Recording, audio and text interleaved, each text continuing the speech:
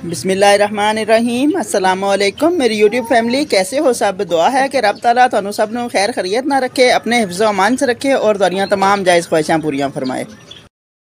अज असी हाजिर होए हैं बहुत ज़बरदस्त रेसिपी के नाल। असी बनावांगे आलू मटर वाले चावल और ओपन छत पे बैठ के बना रहे हैं। बहुत ज़बरदस्त सीन है और बच्चा पार्टी मेरे कोल इकट्ठी हुई है ते नाल नाल चिड़ियाँ परिंदे अपनी गुफ्तगू कर रहे हैं, नाल नाल बच्चे खा पी रहे हैं, बोल रहे हैं।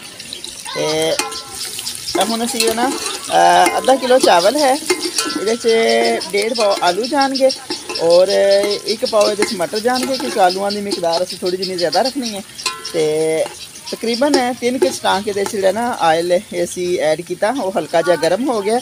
हुण असी नॉर्मल साइज़ 2 प्याज ऐड किए क्योंकि ना वो चावलों के नाल बाकी भी चीज़ा है ना, इस वास्ते असी जो है ना प्याज थोड़ा जिना वध रखे। हल्का जहा लाइट जहा ब्राउन हो जाएगा, फिर असी ये लसन अदरक का पेस्ट और टमाटर ऐड करांगे।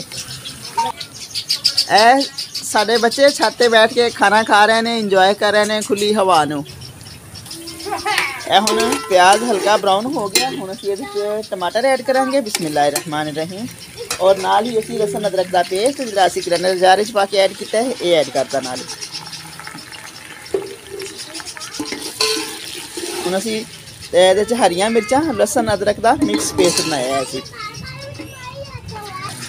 है। हुण लसन अदरक और टमाटर काफ़ी सॉफ्ट हो गया। हुण असी ये मटर ऐड कर देंगे। बिस्मिल्लाहिर्रहमानिर्रहीम। और आलू ऐड कर देंगे नाल ही। बिस्मिल्लाहिर्रहमानिर्रहीम।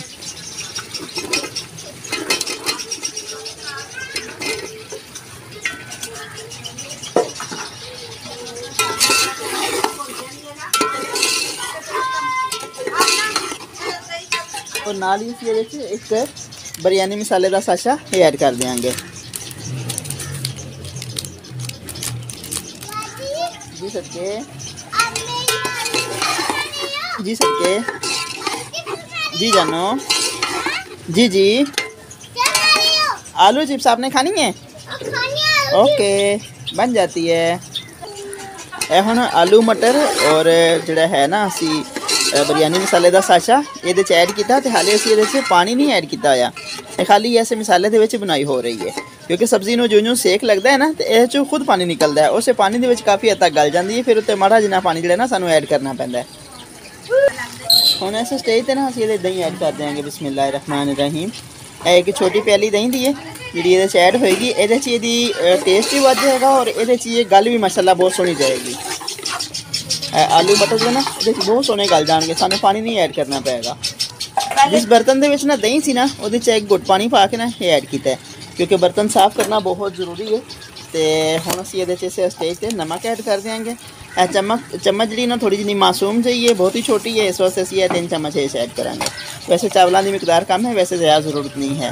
अगर ज़रूरत पई तो बाद असी चेक कर लेंगे, लेकिन उम्मीद है कि इंशाल्लाह यही पूरा हो जाना है क्योंकि फिर मिर्चा वगैरह नहीं ना ऐड कीतियां, सिर्फ जो बिरयानी मसाले का साशा एक ऐड किया सिर्फ वही है। हुण असी चमचा थोड़ा जिन्ना ना बेहतरी नाल चलाते हुए इनू जो वो बुनाई कर लवांगे, ये गल भी जाएंगे और चमचा थोड़ा जहा चलाने का मकसद यह होंदा है कि दही जी ना फट ना जाए।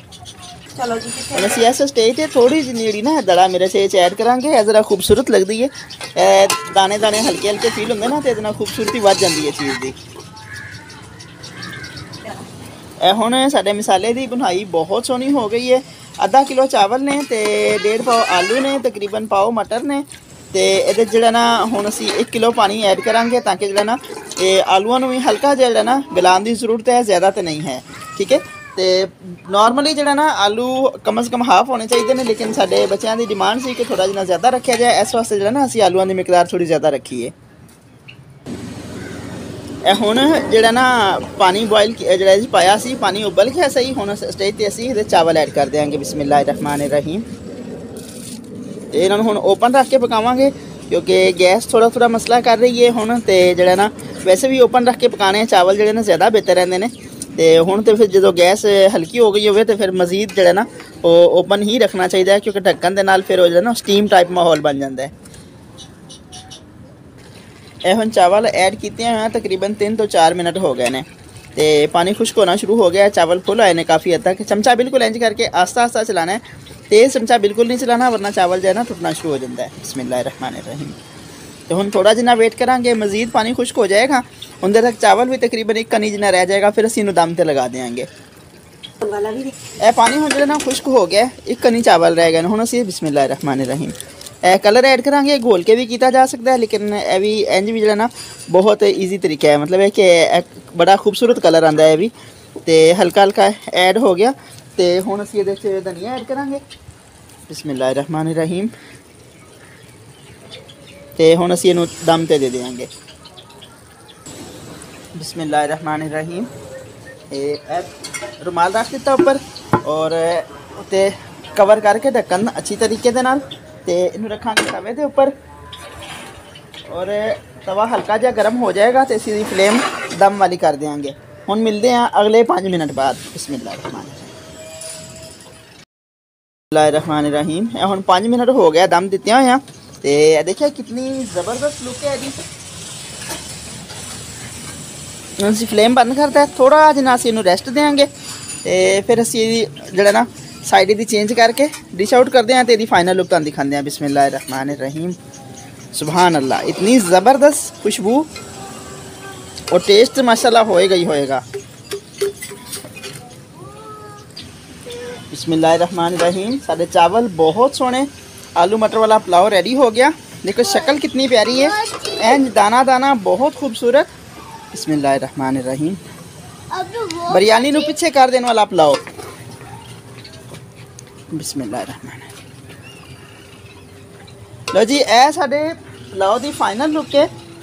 तो अगर मेरी रेसिपी तुहानूं अच्छी लगे तो कमेंट और शेयर लाजमी करना। बाकी मेरी तरफों तुहाडे सब वास्ते दुआवां, हसदे बसदे रहो, हमेशा आबाद रहो। अस्सलाम वालेकुम।